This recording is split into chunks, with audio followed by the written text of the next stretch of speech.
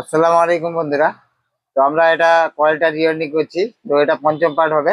তো এই পঞ্চম পার্টে কিরকম পেপার কাটিং করব, এর মধ্যে কি কি কাজ করব, কিরকম ভাবে ফিনিশিং করব, ফিনিশিং করে কমপ্লিট রেডি করে এই মোটরটা আপনাদেরকে ভিডিওতে দেখাবো।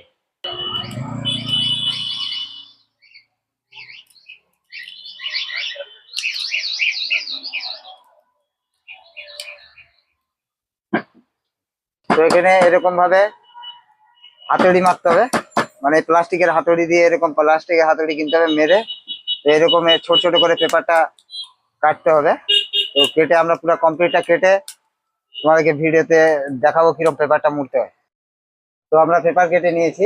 তো এরকম একটা স্টিলের স্টিলের একটা স্কেল নিতে হবে। তো এই পেপারটাকে কিরকম লক করবো দেখাচ্ছি। তো আমরা এরকম ঢুকালাম, তো 1 সেকেন্ডের মধ্যে এরকম ভাবে লক করে দিতে হবে। তো এটা পুরো লক হয়ে গেল।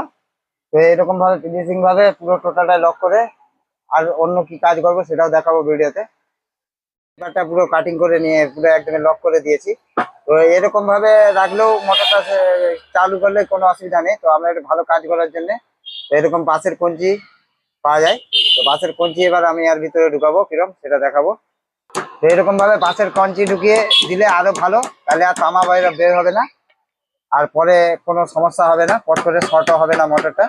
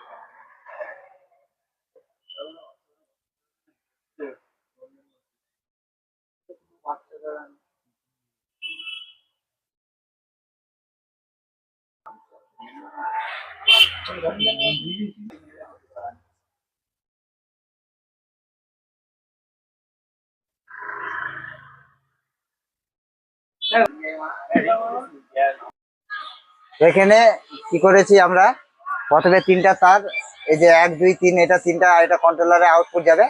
তো তারপরে যে লাস্টে যে 3টা তার বাড়িয়েছি সেটা স্টার কানেকশন করব।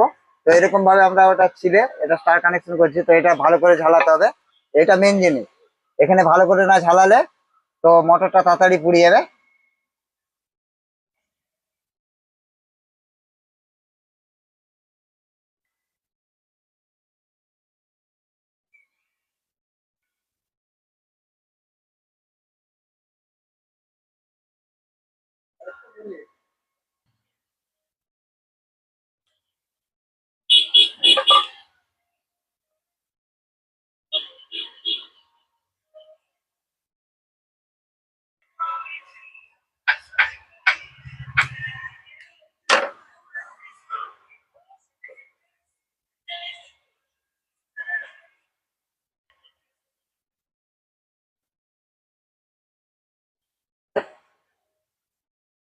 তো এই কয়েলটার পুরো রিওয়ান্ডিং কমপ্লিট হয়ে গিয়েছে। তো এরকম ভাবে আমরা ফিনিশিং ভাবে রেডি করে দিয়েছি।